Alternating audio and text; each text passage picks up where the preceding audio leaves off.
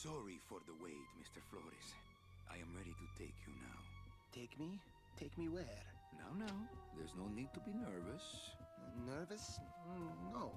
It's just your appearance. It's a little intimidating. Intimidating? Me? But I'm your friend. My name's Manny Calavera. I'm your new travel agent. I don't want a new travel agent. I want to go home. You can't go home, Celso. You're dead. But you're not alone. Everybody here is just as dead as you. That's why we call it the land of the dead. Are you ready for your big journey? No. What journey? The 4-year journey of the soul. ¿Qué es esto?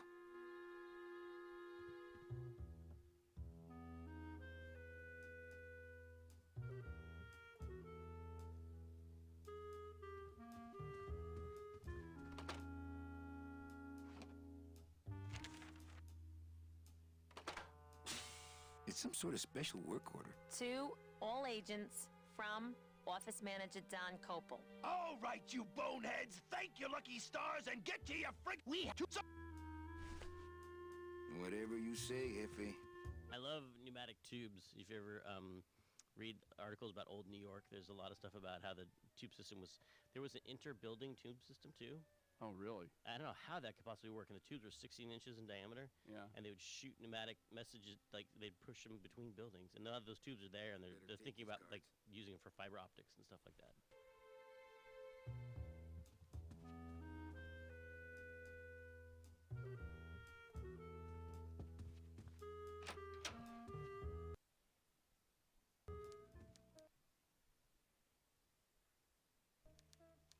So this was the first scene in the game that we ever actually did with some test assets. So I had, this is when I was proving out, okay, yes, we can do this. It was this hallway scene. We had manning up, running up and down. We had the security cam, kind of camera switching. We had text on the screen. We had animations. We had geolocation of the sound relative to the camera. The typing was down the hallway. And we had Manny running up and down. It was a really good test scene, and it kind of came to it at the very last second. Like, literally, I was compiling code as people ran in the room because I had a awful bug. But this was sort of like proof that, yes, we have all the elements to make this work. This was the first scene ever put together. And Manny, notice in the scene, Manny hardly ever clips behind anything, and that's partially because I didn't have the buffers working yet. But it was good enough that when people saw it, like, they were really impressed, and I was kind of surprised because I was like, okay, I think it's right. I was kind of half-assing my way through this and somehow made everybody really impressed. So I thought, at that point, I thought, okay, we can do this.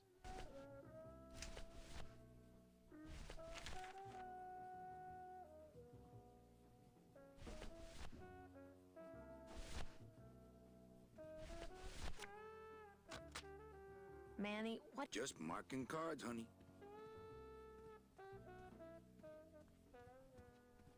So, is there a reason that a lot of people who are in administrative positions of power have New York accents? Is that a Everyone in the jazz era was from New York. Well, yeah, that's true. A lot of people don't know that. I couldn't play this card there.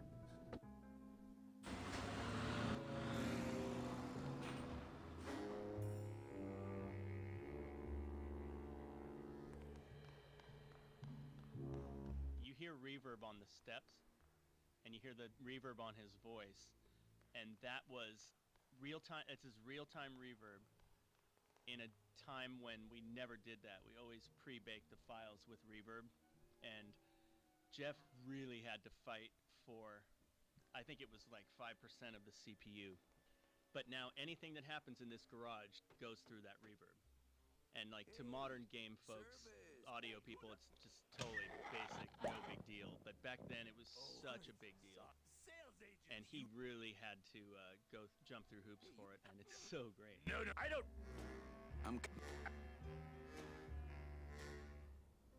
Your driver said. Yeah. Looks like.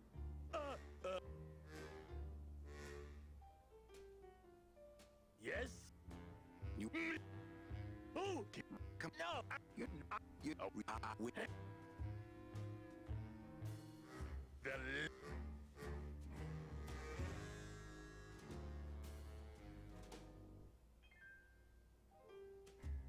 You're not.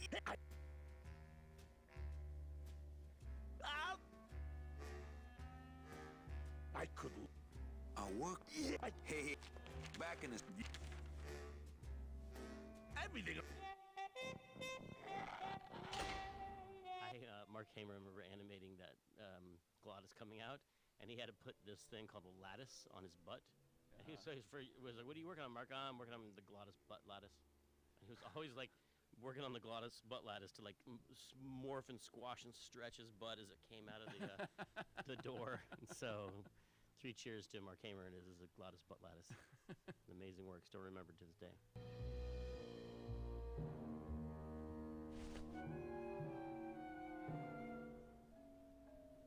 Mark Hamer, remember animating that Glottis coming out, and he had to put this thing called a lattice on his butt.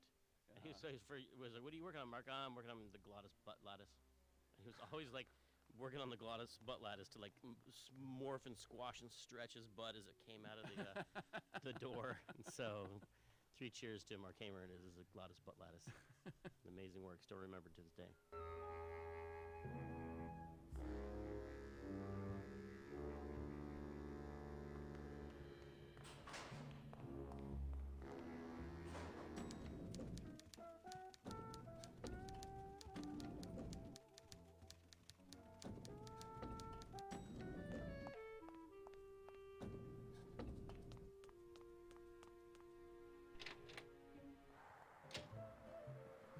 I love that mural because it's the 3 ways of traveling in the land of the dead, the car, and the train, and the boat.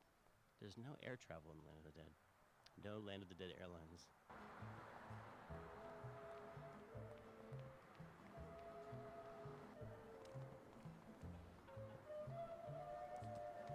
I think the camera choices in this game were actually pretty fantastic as well. I don't know who's responsible for that. Was it storyboarded or was that you, Pete? Or? Yeah, probably a little bit. There's a lot of stuff got worked out ahead of time, certainly, and I mean because we didn't necessarily build full 360 3D worlds. Oh, I mean, well, except for like the offices and stuff.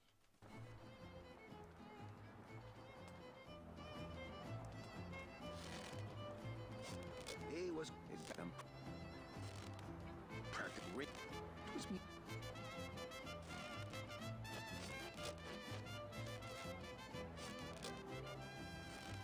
Bet you shot. Okay. Ta-da.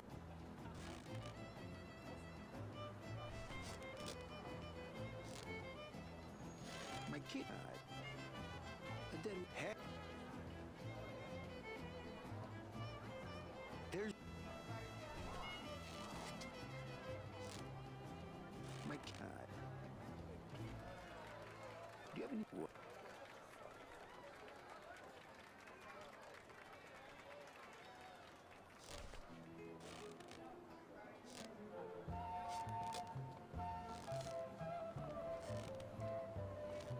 Since I really didn't get to celebrate the festival this year, I think I'm entitled to a little pan de muertos.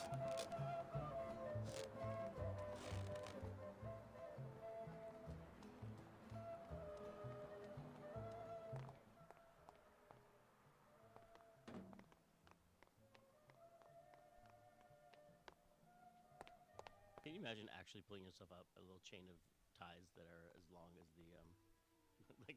Well, that's what's great about. And then I like the It's just view like- down. He's so cool.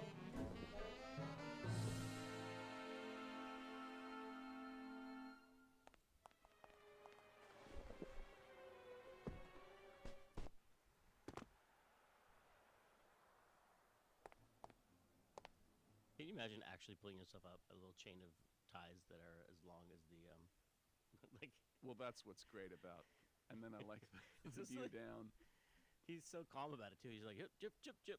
Many stories. I mean, part of it is, I guess, he probably won't die. if He's he already falls. dead. He's already I was gonna dead. say he's already dead. So it's really just. And I was thinking, does he have the muscles to do that? Or else, no, he doesn't have any muscles. He's just a No. living skeleton. How is he moving? He's magic. His It's spirit soul. is It's a soul. animating. Yes.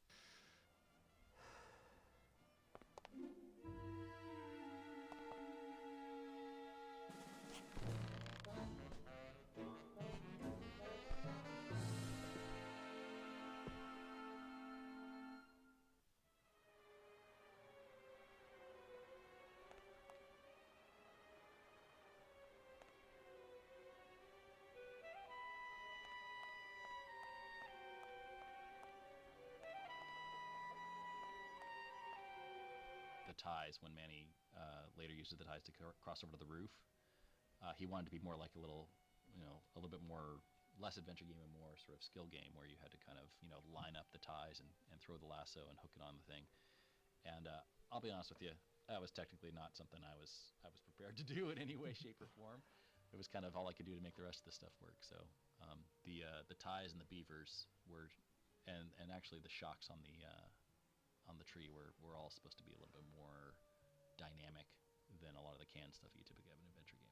We just couldn't do it.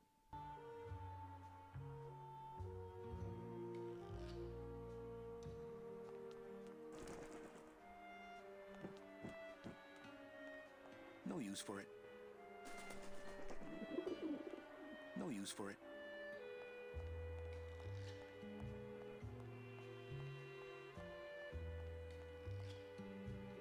Domino locks his window. Fear of pigeons, probably.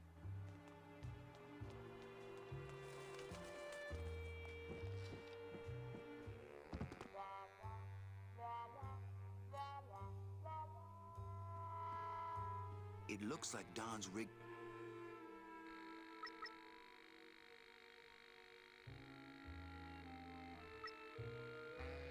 The computers in the game are, I think, where you can see Peter Chan's 12 Monkeys like influence, like Terry Gilliam mix of like, I don't know if you call it steampunk, but there's like a lot of analog big tube type things combined with Art Deco and old-fashioned typewriter keyboards. Well, they had steam and punk in those days, right? But they didn't actually call it steampunk, right? In the 90s, I think we might have They had did? steampunk back then. Oh yeah. Jeez. See, I told you I was from the Mad Men era. So glad they made a show about you guys.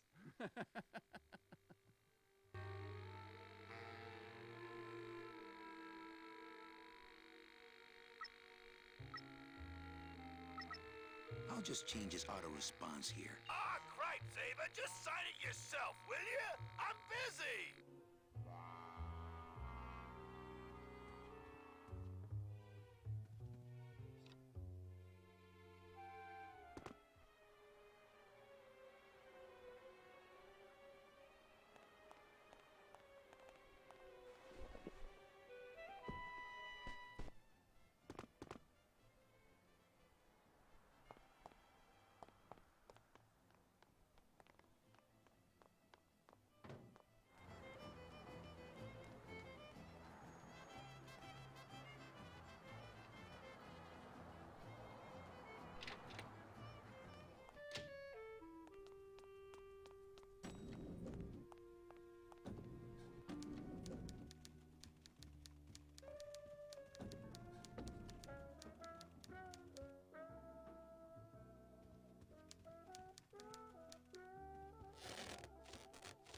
What is that horrible squeaking noise you're making? New shoes.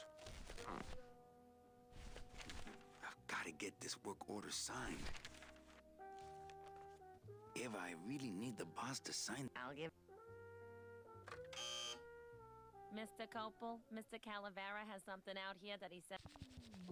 Ew, the living still give me the creeps. In the land of the living, the people look horrifying because of that. Have you ever seen that optical illusion where you take a picture of someone from a magazine, you cut rectangles out of their eyes and their mouth, and then you turn them upside down, and they just look like demons? Oh, yeah, totally. That's land of the living. Yeah.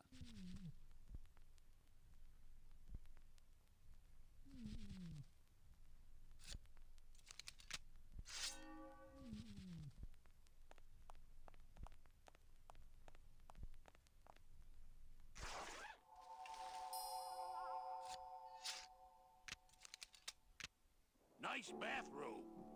I'm sick of waiting around for... It's time to take...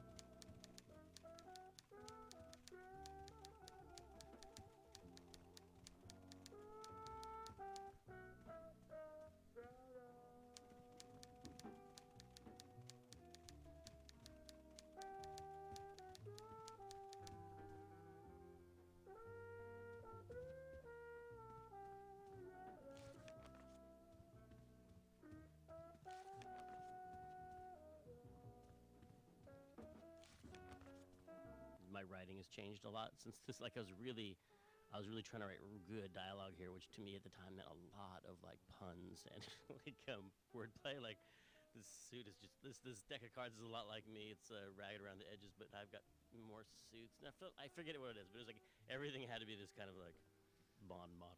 Well, that's kind of Chandler-esque too. I mean, you know. But I think I ease off on it in Act 2. I think I just start writing or in Year 2. There's a lot more just normal talking, which I think I kind of like a little bit more now.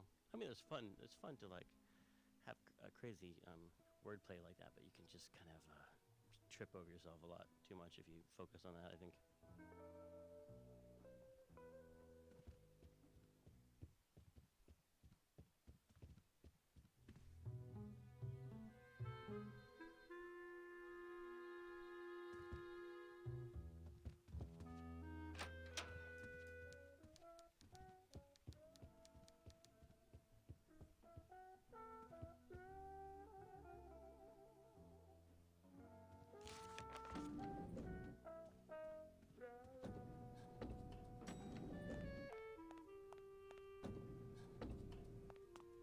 I'll never get out of this place.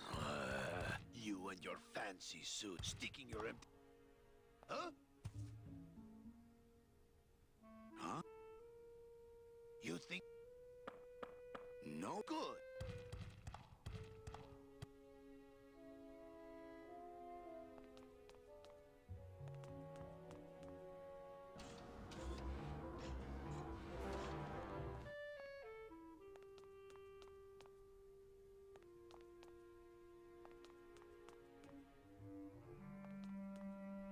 Down in QA, we got on the project way earlier than we ever had on any other project, and we would play the game with the concept art on the screen.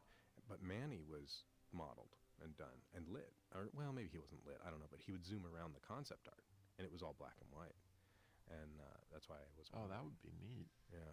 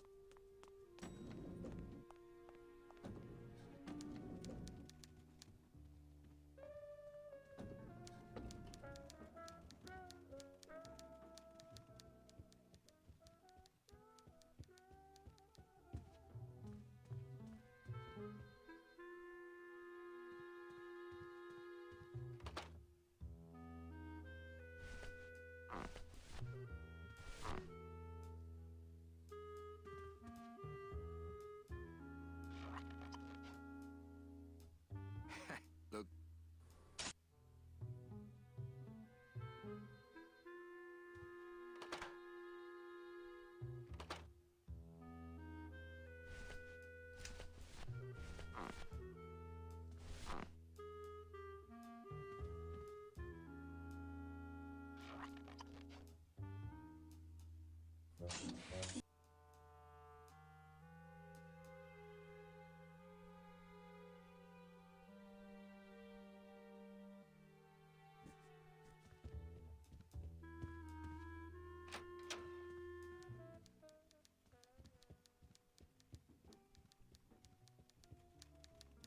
Servers down again. What else is new?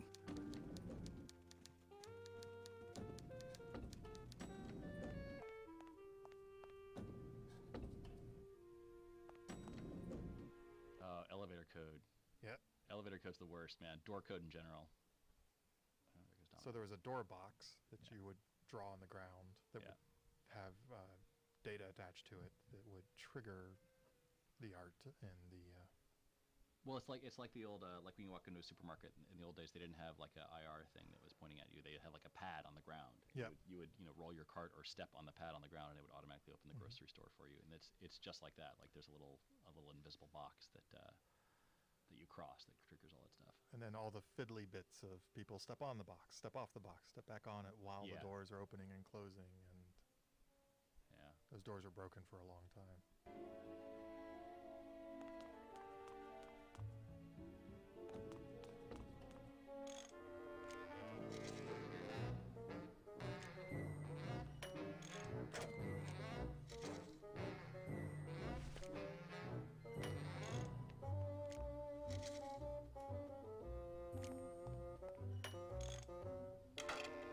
I've just locked and strange, yet symbolically compelling.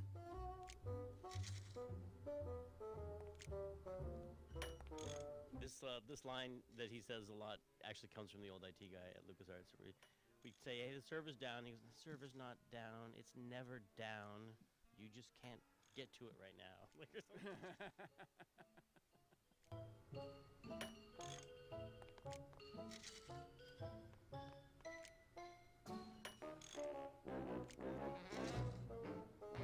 Oh, not again!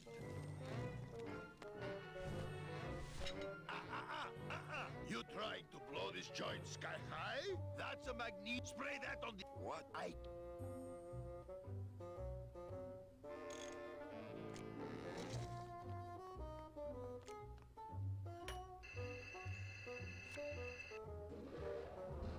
Good enough for government work.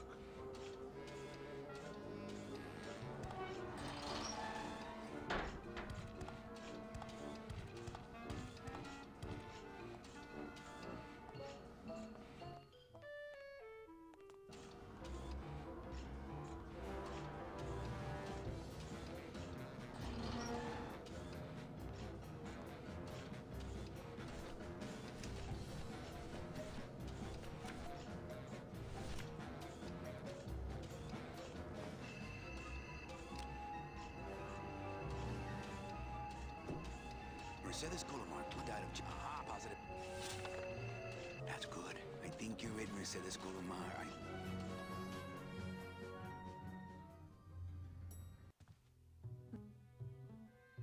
The only implication here Is it some? are you sure? Anything? Never. Not. But it. Oh, every. You know. Every. Mr. There's no. I get. Me. Oh, what? Work. I don't. You know. It's call me Manny.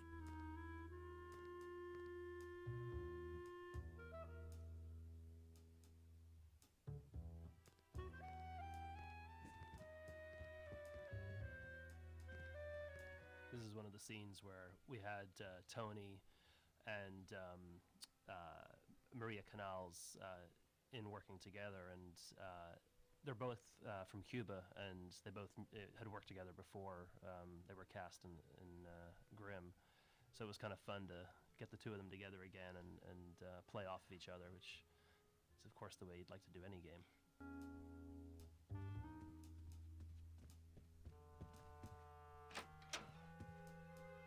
I'm sorry I let you down, Manny.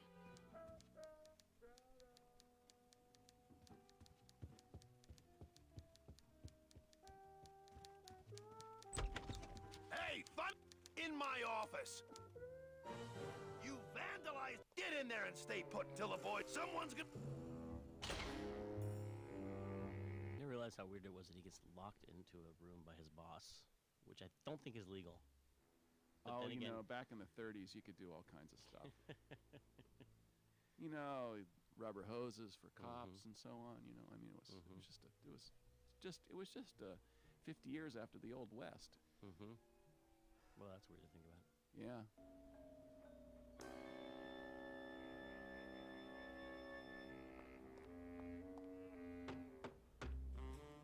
Hey.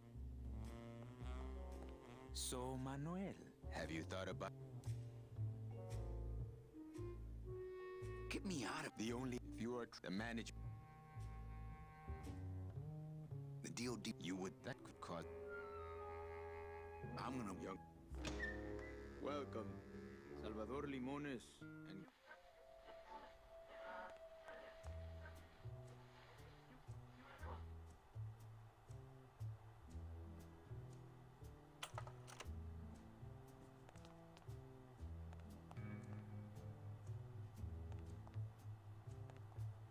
Oh, the secretary has a dual identity. It's always lots of Yeah. fun. Always lots of fun with dual identities. Yeah. I like that Eva gets to have a little, like, she's got more going on than you thought she did. I love that too, and I like that there's something fishy in the Department of Death too. That's a good twist.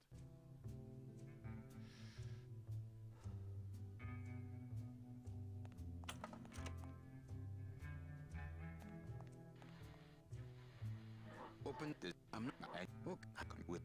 Do you know? Have you never yet? What? But they. What? That is so. You birthday.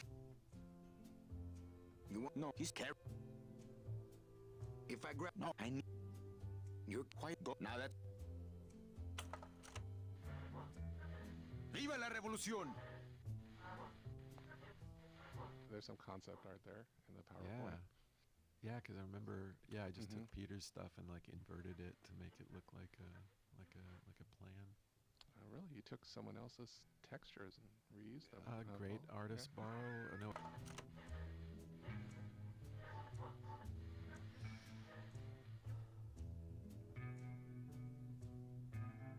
There's some concept art. There's some concept art there in the PowerPoint. Yeah, because I remember. Yeah, I just took Peter's stuff and like inverted it to make it look like a plan. Oh, really? You took someone else's textures and reused them? Great artist borrow. No, wait. Good artist steal. Yeah.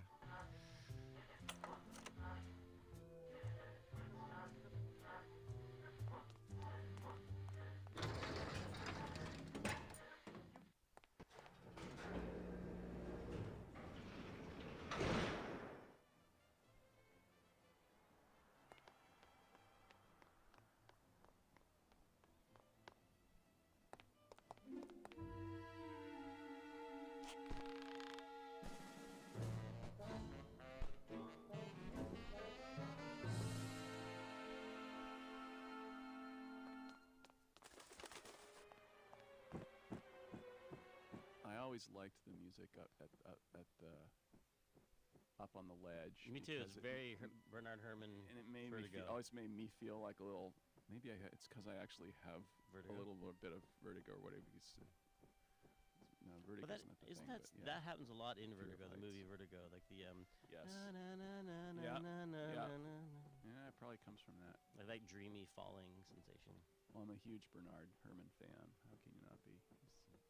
He's really he was the guy who really brought kind of a seriousness of classical music to scoring. I mean, the guys before him, there were great composers before him.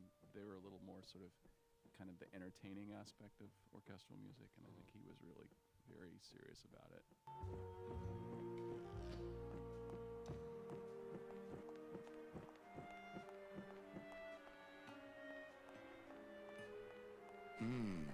Dom's office is empty.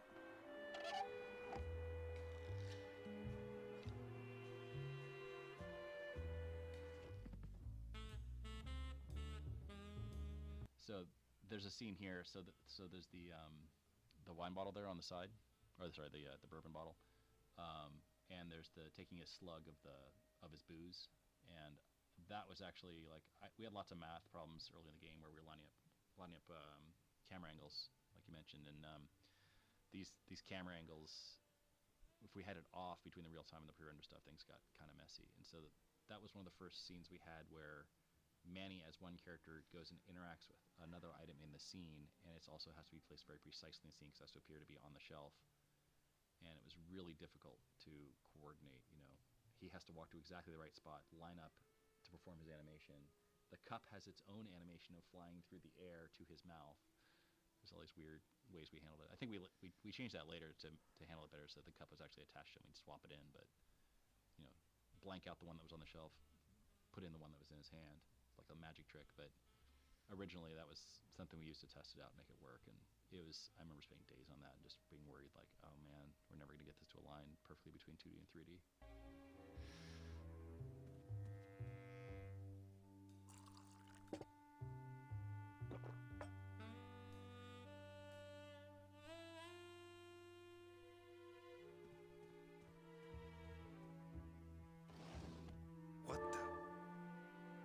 Yeah, something I remember something about the mural. This would be the mural in what's that guy's name? The Nemesis office. Domino.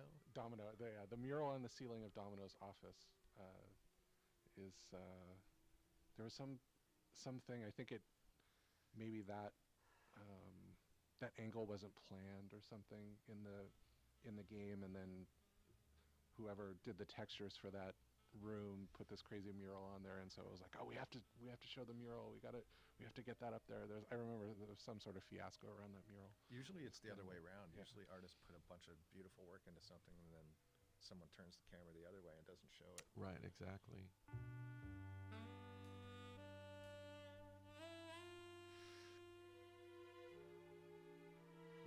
It looks like a glowing hunk of coral.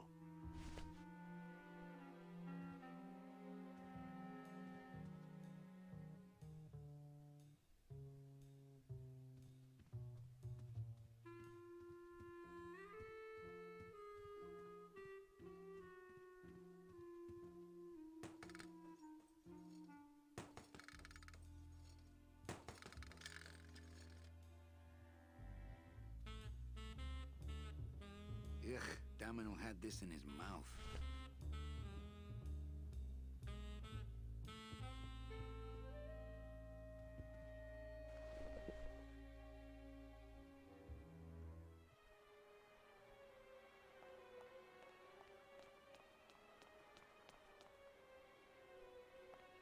It's locked.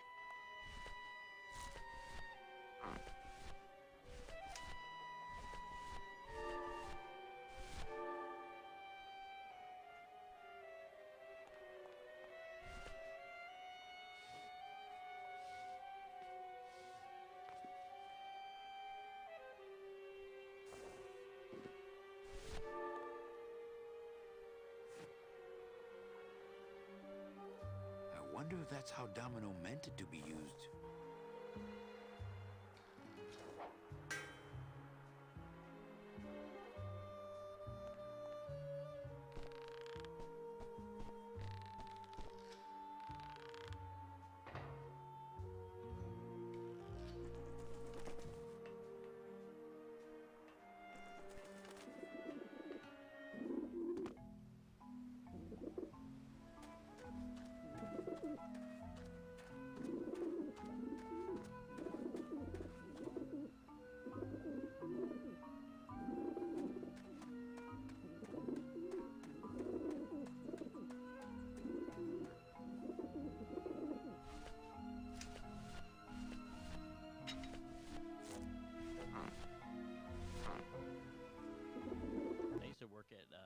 Office, and one of the jobs that I was doing, just terrible jobs there, and one of them was the roof was covered in like 6 inches of pigeon guano up there.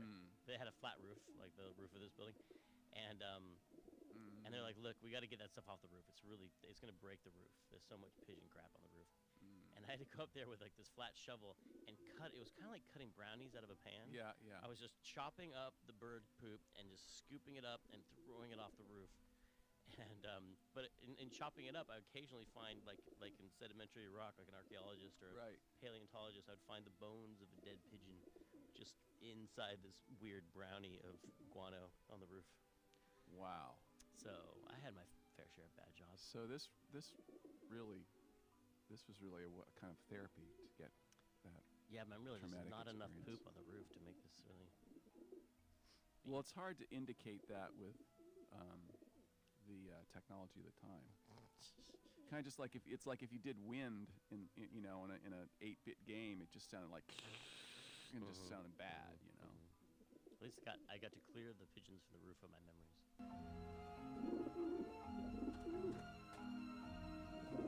Maybe that will scare them, eventually.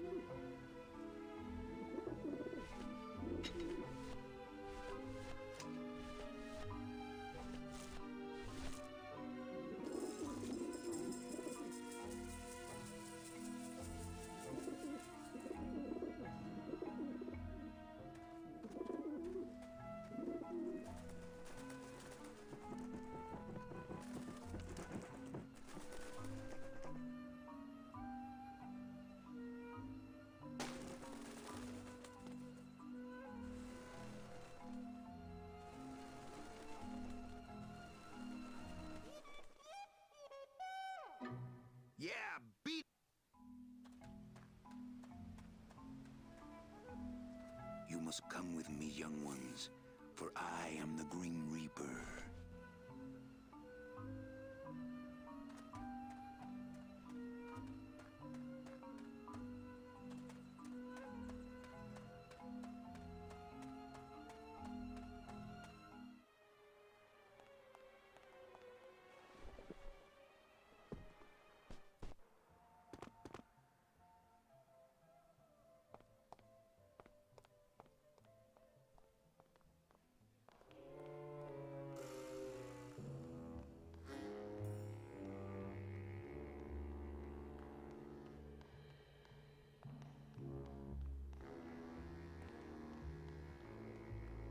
Hey, what did they do with Glottis? It's Domino's mouthpiece. Why am I carrying this around?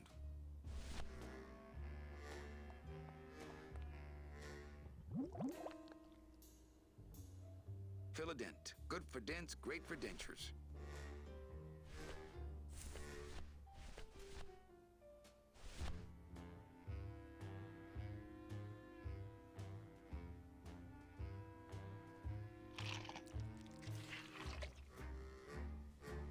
Wow, that made a perfect impression of my teeth, and like quite a chalky aftertaste too.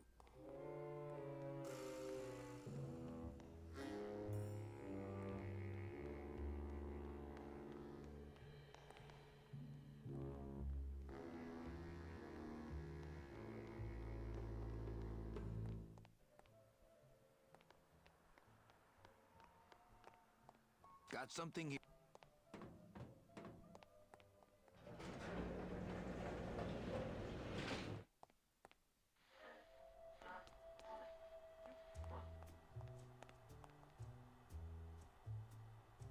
Manny, we can use... Good work.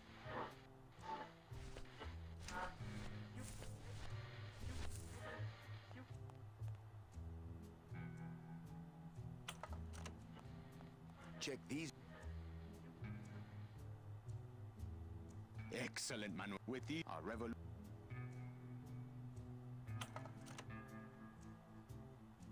Agent Calaveras, you... Let me be... You must go to the town of Rubacaba.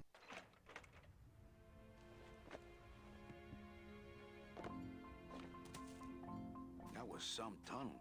I'm all the way to the edge of the petrified fort. That line right there, love is for the living. I'm only after her for one reason. She's my ticket out of here. That was the key line that Tony and I would always go back to that kind of identified who that character was. The idea with Manny being a Hispanic Humphrey Bogart, that line evoked Casablanca in many ways, and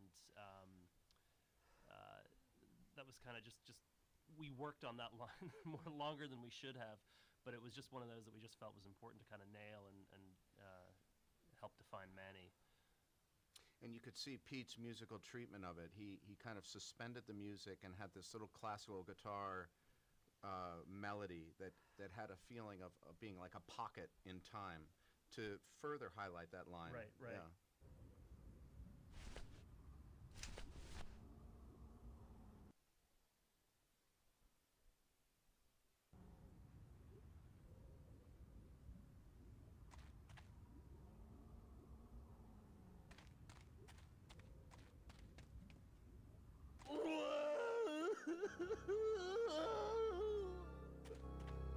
Glottis, why are you... Manny?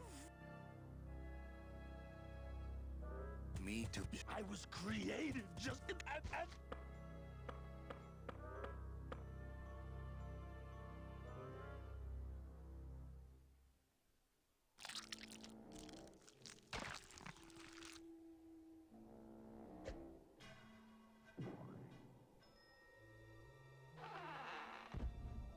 Glottis. Oh, I always liked Glottis because he's just so pure in his... I mean, he's by definition pure in that he's just the spirit of driving, kind of. Like, he was summoned from the land itself, and he has no... nothing but a desire to drive and go fast, and all his motivations are about, like, moving at high speed. He almost dies because he's going too slow at some point, and he has to go fast Right. again to come back to life. Right. But he also obviously cares about friendship and Manny, and he's a very loyal character.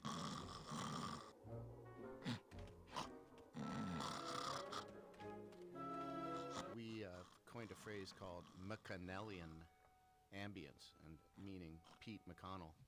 His style of ambience, where you have a little idea and then a completely different idea and then a completely different idea, just sort of sequenced, and the texture would get kind of big, and then it would get very small with a solo clarinet, and then something completely different would happen, and then you'd get a little bassoon, and so these ideas would waft in and out like clouds or just passing notions, and it's a great way to keep the listener entertained but not get in his way. And so we termed that a McConnellian approach to ambience.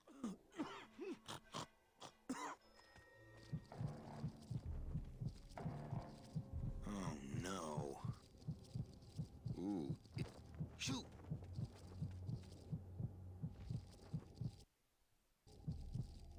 This is me playing with my own worst fears. I was realizing while we're making this game, I just randomly was thinking about how nice it is that spiders can't fly. Mm-hmm. You know, with spiders are kind of icky, but they're on the wall. You can stay away from them. Don't go in the garage. Don't get firewood ever. You can stay away from spiders, but what if they could fly? What if you had to, instead of like a bee buzzing around you or something, you had to worry about like there's a black widow. Like, wouldn't that be creepy? So we made flying spiders in the game.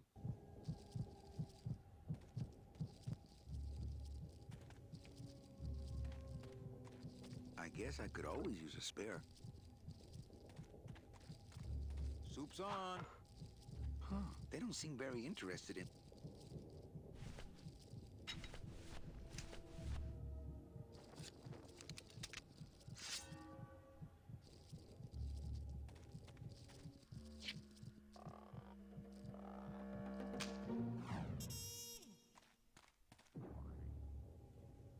Oh, poor Spot.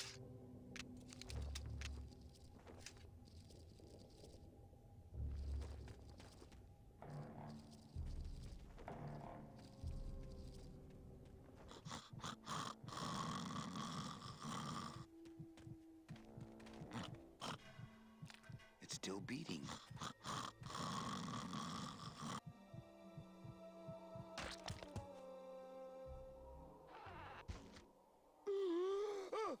Heart?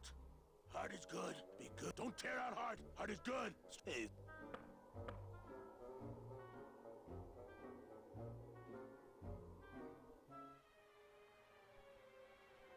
Wanna go for a ride?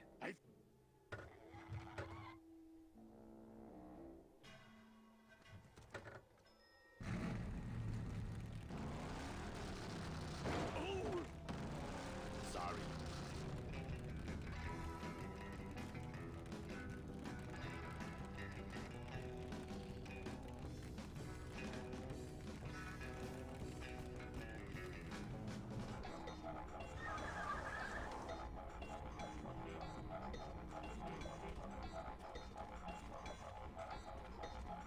Híjole, mano. What sort of unholy Christmas tree farm is this, Gladys? Gladys? Manny, check out this wheelbarrow, will ya? With a couple of ATV nubby tires on it.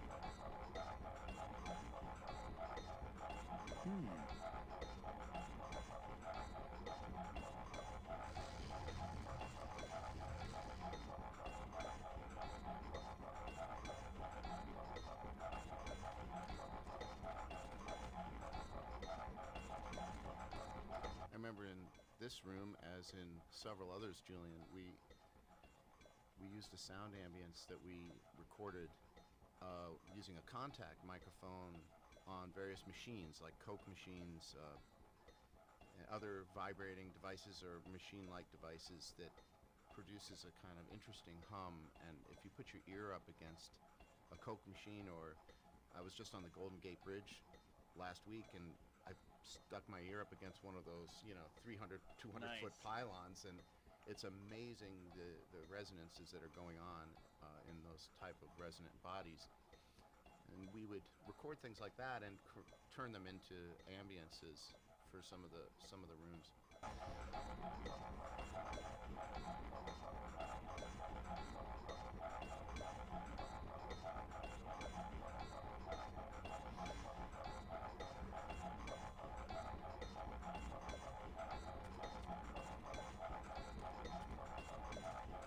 Gladys?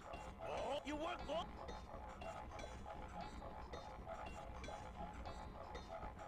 Arrow.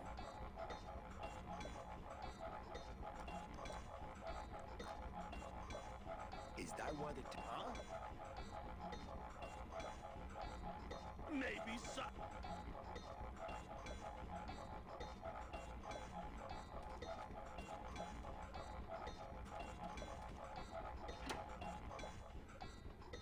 Ooh, kid, with the harmonic balancer turn. Oh! Oh! If we shook the...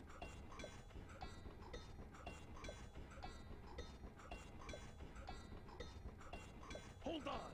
That'll shake her down.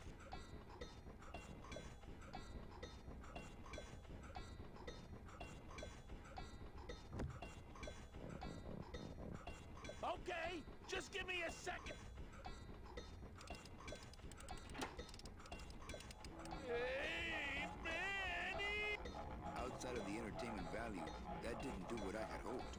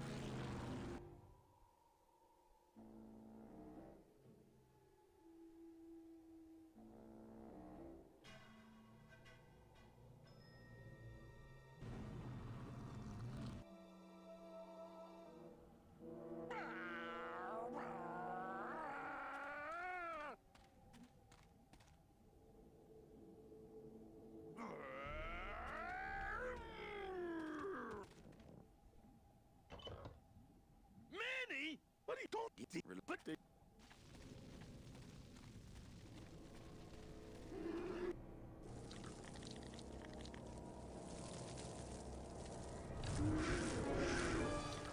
Hey! Out of the way!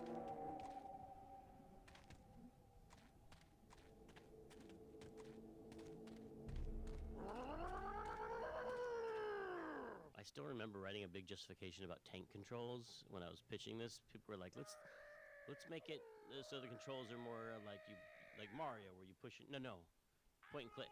I was thinking tank controls I thought were superior to point and click at the time, because when you're pointing and clicking, you're distant from the screen, and the screen is this other thing that you're interacting with at your fingertips. Right. But when you're doing tank controls, you feel like you are in the center of the character. Right. And the world is rotating. The world's rotating around you. And so when you think, instead of going, I want to go on the left of the screen or I want to go to the right of the screen, you're saying, I want to look at the thing to the left of me and the thing to the right of me. Mm-hmm. And now, I don't know if that was necessarily the right decision, but it's a good piece of evidence that you can sometimes make a really good argument for the wrong decision. And that's something to watch out for in life. You know what I mean? Like, you can make a really compelling, and in fact, win an argument. Oh, yeah. And be totally wrong. Winning an argument has nothing to do with being right, that's for sure. Exactly. It's just being able to make a good case. This scene, actually, this is the beavers here, another good example of, like, why you have to have coroutines in games, because at least in adventure games, you have to have like a script that just says, how's this beaver going to behave? What's he going to do? And at the time that people were making games, the scripting languages weren't popular yet. You had a lot of games in C, and somebody would be trying to write in their game engine, in their game loop, and go run the beavers now. And in a scene like this, you had to be able to take that and say, this is how a beaver behaves. Right now, I'm thinking like a beaver. How would a beaver? He's going to crawl over here, and he's going to chew on these things, and then he'll get tired, and then he'll jump over here. The same thing with the pigeons and anything else. And that, again, it's like I didn't have to think about the fact that they were needed. They were obviously needed. I mean, that's one of the things that Scum had made very obvious. Like, you cannot make adventure games without coroutines. They didn't even call them coroutines, though. I mean, we didn't even know what to call them for a long time until, Threads.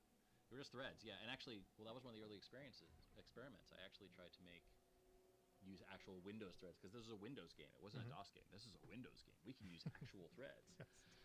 And I initially did try and actually have different Lua threads, and it was just so heavyweight. Machines are so tight, and it was so much overhead, and it was so complex.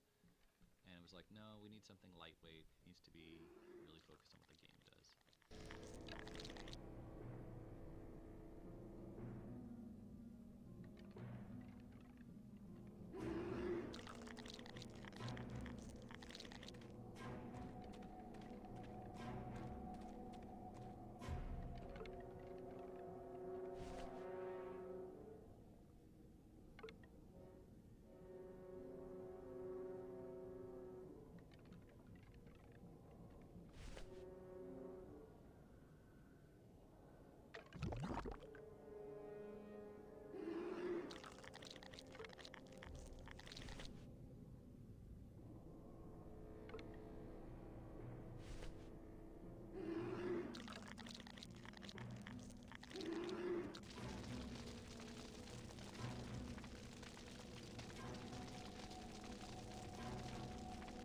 We were like, what is the flame source for the beavers? And they're like, well, they have a core.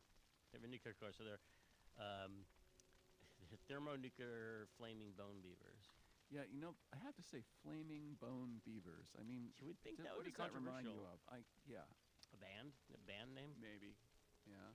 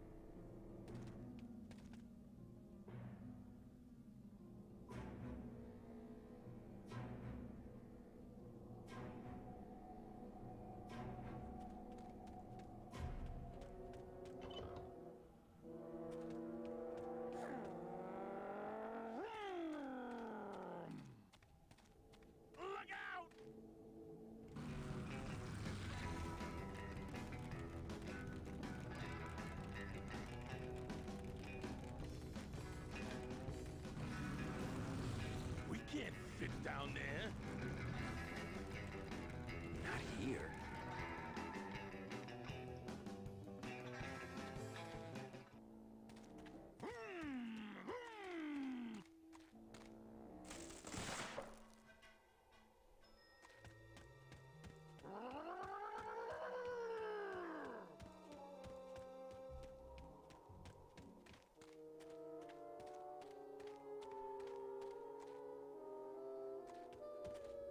Well, this is the area that Tim and I would make a lot of jokes about because, you know, producer type person, I need to shorten the game, cut it somehow. So this area, I would, you know, say, hey, we need to cut the beavers. Does that make sense? He's like, no way, not cutting it. Oh, well, the whole time we'd fight about it, and it was that one kind of thing where that was the story I told a little earlier about the ship, Yeah. you know, and he said, Leslie, a game is like a ship, and the ship is going, and it's going to keep going until it stops. And I was like, what kind of logic is that? It has to finish at some point. So I was like, look, the beavers got to go, and they'd always be on the list. And he actually drew me a little pictures on a napkin of like the armadillo, the beavers on fire. And he's like, why did you cut me, Leslie? Please don't cut me, Leslie. And he would just poke me. That's so funny. Yeah.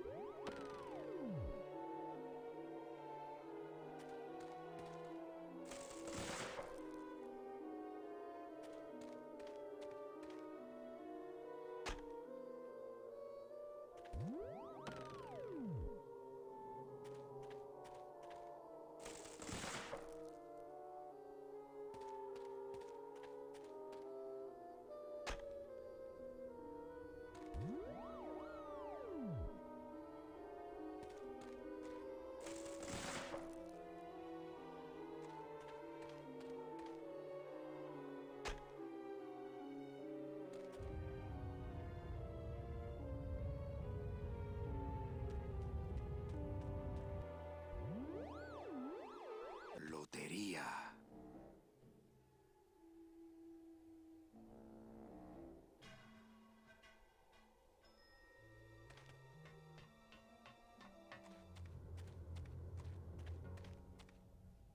This is like a callback to those brave young men and their jaunty jalopies. You ever seen that movie? Those outrageous young men, their flying machines. No, that I remember. They're these two crazy movies from the 60s, which were all about, it was kind of like the Wacky Races, but a real-life version. Magnificent. Yeah. Flying machines. And it was like one of those movies, it was kind of like a Wild, Wild, Wild World or whatever. Like it's a Mad World, where all these people are chasing some crazy prize, but the cars in it always had things like that. I think that is a direct lift. Like one of the cars would have these hydraulic shocks that lifted up, or just crazy extending things. Right.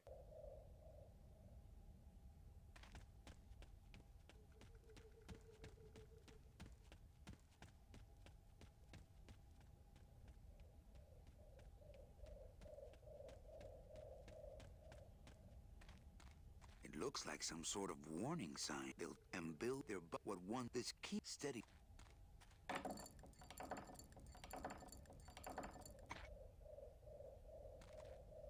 Can't pass up an old.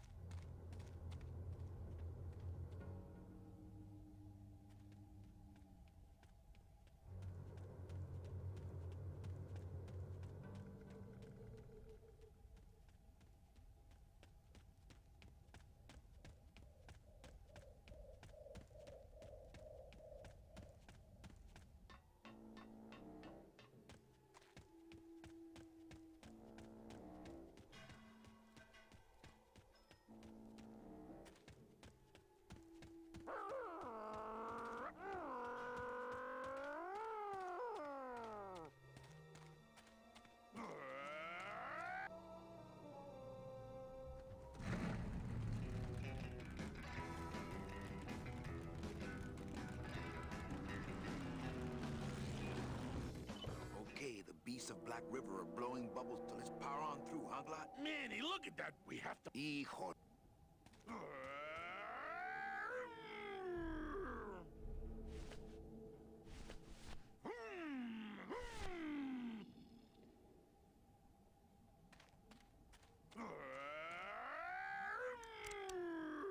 This outer gate is... I'll need... Manny!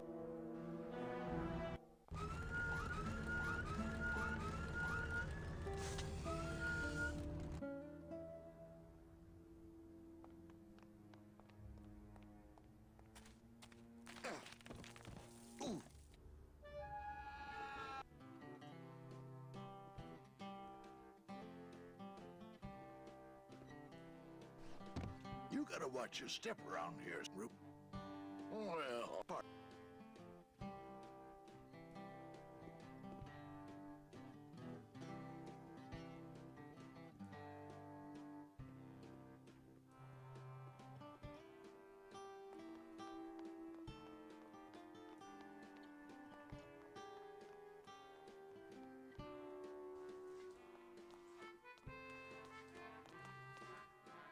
when you run into Celso Flores again, and there's that, you know, he's always down and out, and he's listening to this music on the radio while he's working, which is actually Hector's music.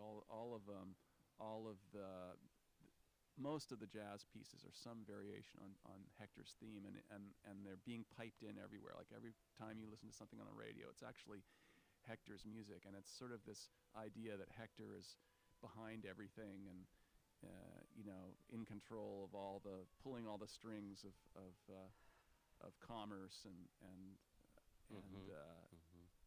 then here's this little guy, Celso's mopping the floor, and with this reminder that he's just a little guy in a big world with these big forces. That's awesome. Does that sound too No, philosophical? I think that works on a primal level. I don't think I was conscious of that, but I think it was working.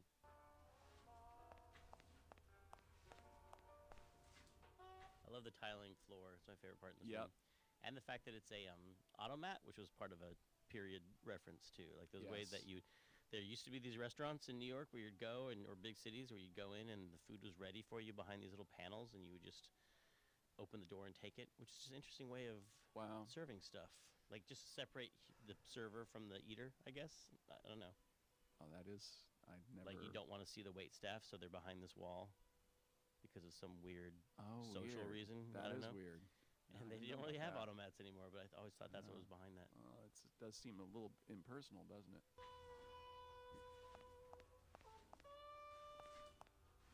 The character Celso is played by a really funny actor called Peter Lorre, and when he came into the studio on the first day, he had this real look of apprehension about him, and it turned out the word in Hollywood was that Grim Fandango was code name for Star Wars Episode 1 casting.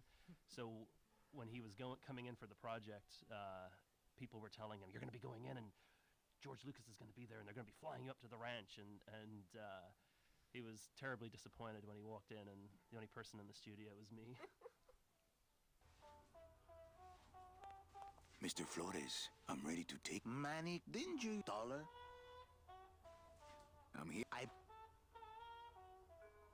I'm... What? Who? What? You... Yeah.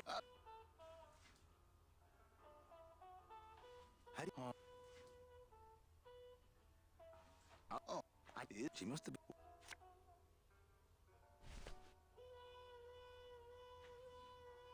What's...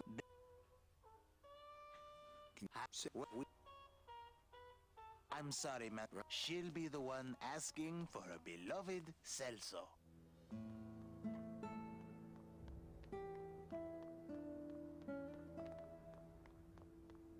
Well, actually, it's mostly stock. I really wanted to have this moment of Lasco bonding with Glottis, through the magic of cars and talking about engines and stuff. And cars bring people together, talking about engines. Well, because I never had sports. Internal combustion. I never liked sports. I was not into the manly unifier of sports. But me neither. But cars you can talk about with the toughest of dudes. That's true. That's Like, true.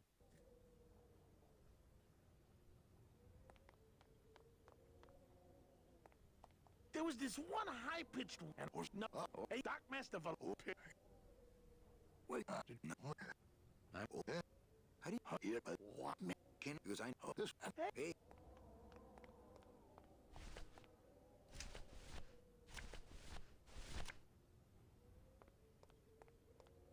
Ever seen this woman? She's. How do you know she's here?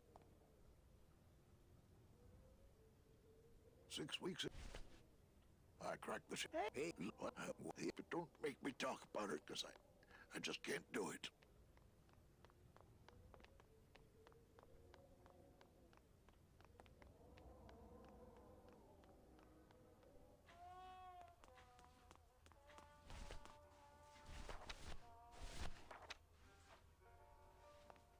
Celso, your wife said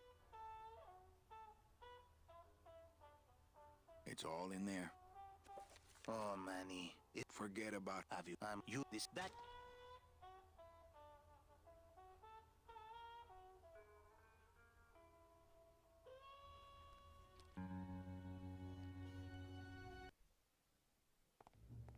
Well, looks like a quiet night in old Rubacaba. And just the amount of research that went into all of this, because I just remember Tim going to every film noir movie ever, and we would just all the time there would be something to do, and he's like, want to go to the movies? And it was just, I mean, you can see it, the dark shadows, and then the music. I mean, everything is just so film noir and really pulls you in. Yeah, I remember us all going to see Casablanca, and I think it was in the Castro Theater or something. It was one of those old San Francisco theaters. I forget which one it was, but it was the whole gang of us went. And yeah, remember? Did you guys go to the Golden Gate Fields for the horse races?